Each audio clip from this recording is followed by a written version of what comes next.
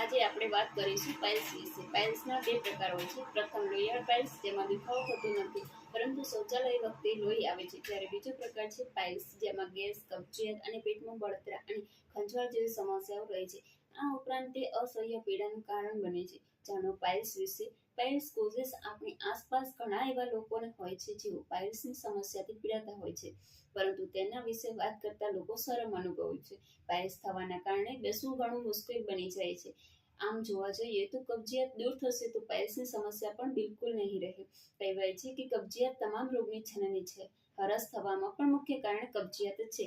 શું છે piles? Piles એટલે કે હરસમસા એક એવી બીમારી છે જેમાં પીડિત વ્યક્તિના એનસની અંદર અને બહારના ભાગમાં સોજો આવી જાય છે, જેના કારણે એનસના અંદરના ભાગમાં અથવા તો બહારના ભાગમાં સ્કિન જમા થઈને એક મસ્સા જેવી બની જાય છે અને તેમાંથી ઘણી વખતે લોહી નીકળવાની સાથે દુખાવો પણ થાય છે. મળત્યાગ દરમિયાન બળ કરવાથી આ મસ્સા બહાર આવી જાય છે. આ સમસ્યાના કારણે વ્યક્તિને બેસવામાં પણ પ્રોબ્લેમ્સ થઈ શકે છે.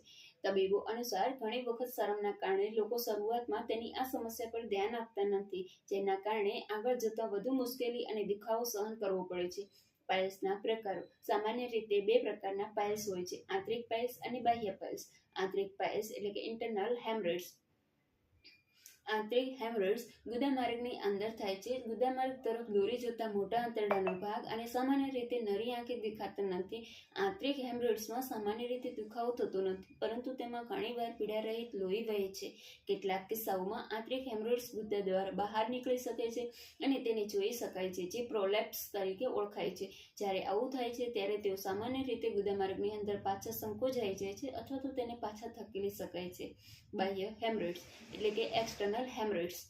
આ હેમરેટ્સ ગુદામાર્ગની બહારની ચામડીની નીચે વિકસે છે. આ સૌથી ખુજલીવાળા અથવા તો પીડાદાયક હોઈ શકે છે અને તમે ગઠ્ઠો અનુભવી શકો છો. જ્યારે બાહ્ય હેમરેટ્સની અંદર લોહી ગંઠાઈ જાય છે ત્યારે તેને થ્રોમ્બોઇડ્સ હેમરેટ્સ તરીકે ઓળખવામાં આવે છે, જેથી તમને ખૂબ જ દુખાવો થાય છે. કેટલીકવાર ગઠ્ઠો આપમેળે ઓગળી જાય છે, પરંતુ જો તેમ ન થાય તો તમારા ડોક્ટર્સ આ ગઠ્ઠાને દૂર કરી શકે છે.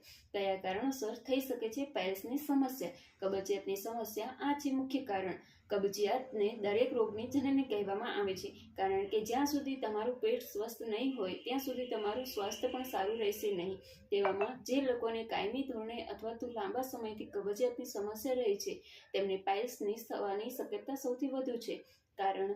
પાઇલ્સનું મુખ્ય કારણ કબજિયાત તેને માનવામાં આવે છે. પાઇલ્સ થવાનું અન્ય એક કારણ સ્થૂળતા પણ છે. જે લોકોને વજન ખૂબ જ વધારે હોય છે તેઓ આ સમસ્યા વધારે શિકાર બને છે. મહિલાઓમાં પણ પાઇલ્સની સમસ્યા જોવા મળે છે, ખાસ કરીને જ્યાં મહિલાઓ ગર્ભવતી હોય છે ત્યારે પાઇલ્સ થવાથી વધારે મુશ્કેલીઓનો સામનો કરવો પડે છે. આ ઉપરાંત ડિલિવરી બાદ અમુક મહિલાઓ પાઇલ્સની શિકાર બને છે.